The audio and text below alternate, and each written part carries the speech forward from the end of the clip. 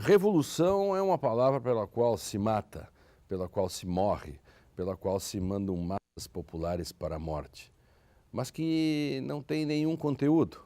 A frase é da escritora francesa Simone Weil, que morreu em 1943, que lutou na Guerra Civil Espanhola e na Resistência Francesa. A história da humanidade sempre se viu acompanhada por revoluções, cujas mudanças alteraram profundamente as formas de organização social. O tema das revoluções, no entanto, segue sendo complexo e, além de divergências em relação às questões como definição e legitimidade, há outras questões relevantes. O que fundamenta uma revolução? De que forma o direito dialoga com as revoluções? Essas e outras questões serão debatidas no programa de hoje, que trata do tema Revolução. Fique com a gente, porque o Direito e Literatura está começando agora.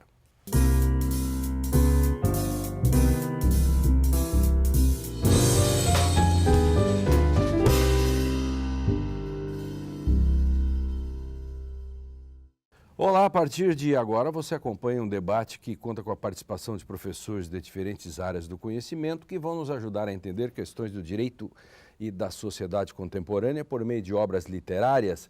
O Direito e Literatura, que começa agora, tem o apoio do Programa de Pós-Graduação em Direito da Unicinos e da Rede Brasileira de Direito e Literatura. E hoje vamos discutir o tema Revolução. E para isso recebemos no estúdio José Luiz Bolza de Moraes, professor de Direito da Unicinos, Bruno Biazetto, professor de História da PUC do Rio Grande do Sul, e Luísa Capovilla, professora de História da Unicinos. Sejam bem-vindos. Eu vou começar com o professor Bolza, que é do Direito, e depois passamos para a História, já que os dois são da História. Vou fazer um ato corporativista. Bom, eu trouxe algo que,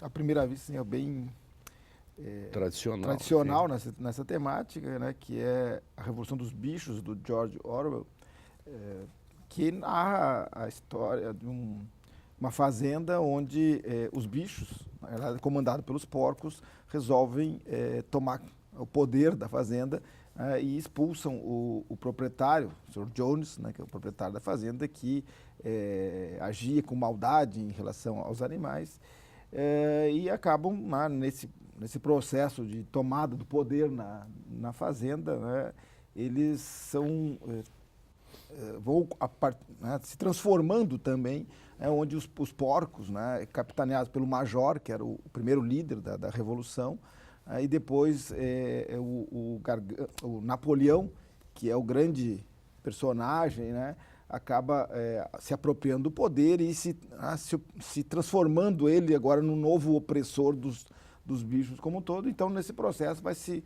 narrando a história, né, uma crítica à Revolução, sobretudo na Revolução Russa e o período stalinista, para alguns autores, né, para alguns analistas desse texto, em que há muitas vamos dizer assim, referências, né, e similitudes entre os personagens, né, os porcos da Revolução dos Bichos e alguns atores históricos aí das revoluções, e particularmente da Revolução Russa, né.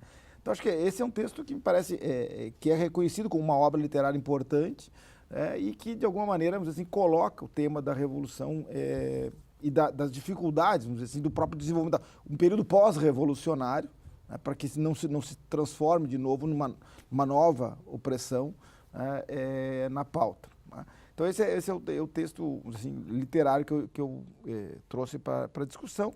E eu até tinha pensado num outro que, na realidade, é interessante também, que é Revoluções, que é uma obra organizada pelo Michael Lovy, mas que, na realidade, são um conjunto de textos.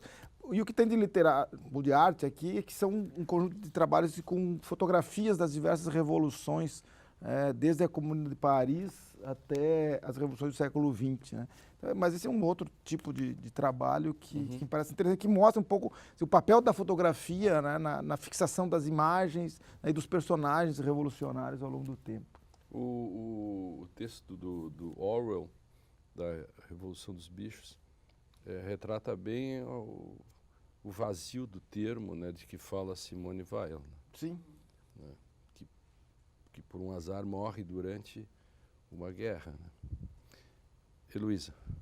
O meu texto hoje é online, né? Então o texto é... Eu estou vendo, ele é online. É online, está no computador, né? Está no computador. Hoje ele não está presente aqui, o livro propriamente dito, que é Incidente em Antares, que pega este período, busca, né, como conteúdo a história do Brasil desde os anos 30 e vai mostrando estas diferentes, abro aspas, revoluções, porque o termo a gente vai discutir, né?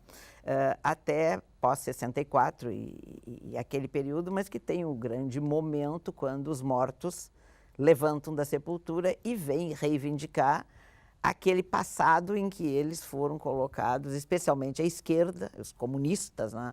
Quando eles foram ali, quem é quem mandava, quem tinha o poder, quem não tinha, mas o romance em si faz uma crítica bastante, vamos dizer assim, contemporânea, poderia-se dizer, da política brasileira e da forma como agem os homens e as mulheres na política brasileira em diferentes momentos, né? Acho que a gente não aprendeu a lição na perspectiva do Érico Veríssimo, olhada hoje para este tema na época em que ele foi colocado. Acho que a lição ainda não foi aprendida. Esse texto do Veríssimo e tantos outros mostram também do próprio lema, né?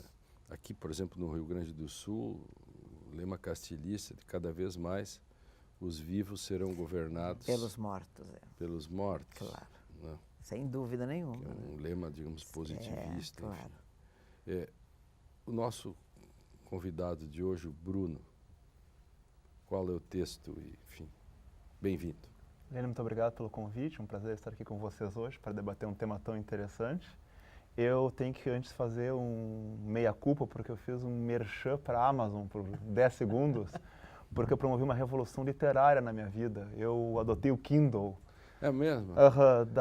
Meus colegas historiadores estão relativamente revoltados comigo, eu sou considerado um traidor no meu próprio meio.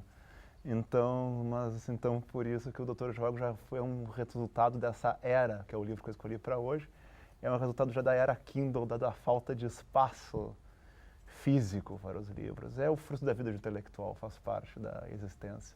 Mas eu escolhi o Doutor Zhivago, acho que ele foi bastante marcante para mim, porque não foi uma leitura de adolescência, já foi uma coisa da idade adulta. E eu sou muito interessado pela Rússia, acho que é um país muito interessante, sempre é um país que, para nós que estamos no Brasil, né, sempre aquele país um pouco frio, um pouco distante, misterioso. E eu acho que perigoso em algumas circunstâncias, perigoso. E na verdade, eu acho que a mensagem que o Boris Pasternak trouxe na época, 1957, foi muito corajosa, que foi uma outra maneira de contestar a Revolução Russa e trazer um repensar. Uma história complicada, com o Dr. Yuri Zhivago, né, de muitos anos.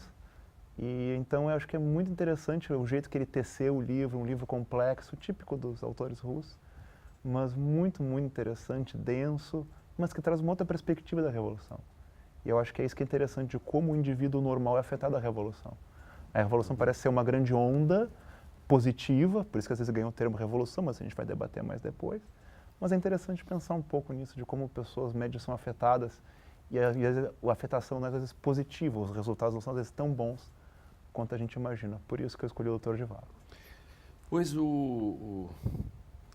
há vários, temos 3 modos de abordar essa temática, né? E o que já demonstra a dificuldade de definir, né, o termo revolução. No Brasil nós temos essa questão que com uma palavra ela é ação também, então você chamar algo um golpe de revolução, você ameniza, claro, ameniza, vai aplainando e vai transformando a partir de uma narrativa Quer dizer, fatos não há, só há interpretações.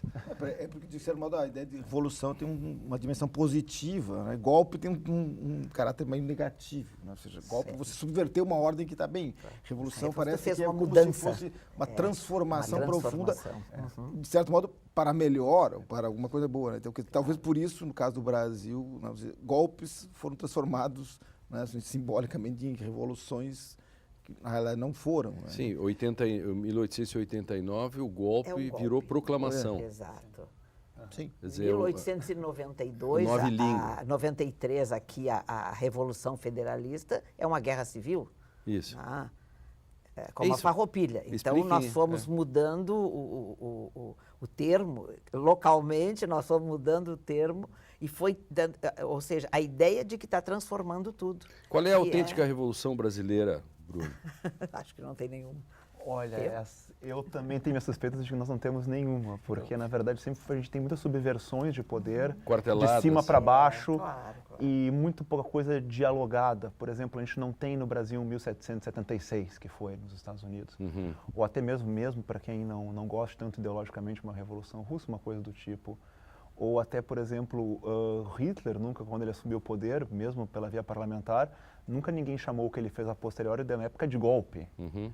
Foi uma coisa que veio com o sentimento de baixo para cima. Então, acho que a Revolução carrega muito a questão imagética do quadro, né, do Delacroix, se não estou enganado, da liberdade em ação. Então, por isso que vem o termo Revolução de baixo para cima. Eu acho que é interessante. Eu até, por conta do nosso programa, hoje eu fui reler um texto do Giovanni Sartori, que é sobre revoluções verdadeiras e revoluções falsas. É um textinho curto dele. E ele vai exatamente dizer que a primeira revolução, na realidade, que marca a ideia de revolução e transforma a concepção de revolução no sentido politológico, assim, é a Revolução Francesa. Que até então não se trabalhava com a dimensão da ideia de revolução. A revolução era uma coisa muito mais cósmica, né? A revolução do planeta, da astrofísica, não Sim, das as revoluções... políticas. Ou seja, é a Revolução Francesa que traz para dentro do contexto da política, né, o tema da transformação radical e vamos dizer assim, a mudança de um regime, do antigo regime para o novo regime, para usar. Talvez a coisa do próprio quadro de Delacroix é um pouco isso, ou seja, a república que conduz o povo, né? Ou seja, o povo E fazendo a a Inconfidência transformação. Mineira? Não acho que seja uma revolução, não. Ela foi justamente isso, uma inconfidência, né? A proposta poderia ser uma transformação, mas ela não existiu, a Inconfidência Mineira, menos ainda, não existiu. Mas aí a gente tem a Inconfidência Carioca lá e a Inconfidência Baiana também. As três... E a farrapa? Menos ainda. Menos ainda. Esta é uma revolução de elite, abro aspas, né? Essa é uma revolução feita por cima, né? Mas de revolução, ela é uma guerra civil também. Na medida que proclamou a República, ela é uma guerra civil. Que me perdoem os que garantem que vai ser uma revolução, mas Tenho ela não trouxe certeza transformação nenhuma. Eles vão assistir o programa e depois vão brigar com você. Vão brigar, eu também já espero. Certamente. Direito e Literatura faz uma rápida pausa para o intervalo. Na volta a gente continua discutindo o tema revolução. No próximo bloco vamos falar mais sobre esse assunto e colocando ele na história. A gente já volta.